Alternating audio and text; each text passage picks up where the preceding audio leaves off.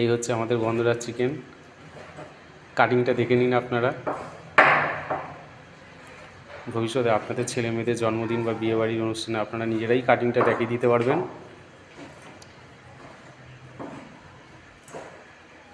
বাবুদা কি সুন্দর কাটছে, আপনারা দেখুন। এই হচ্ছে চিকেন। কাটিংগুলো বাবুদা তুলছে, আপনারা দেখে নিন।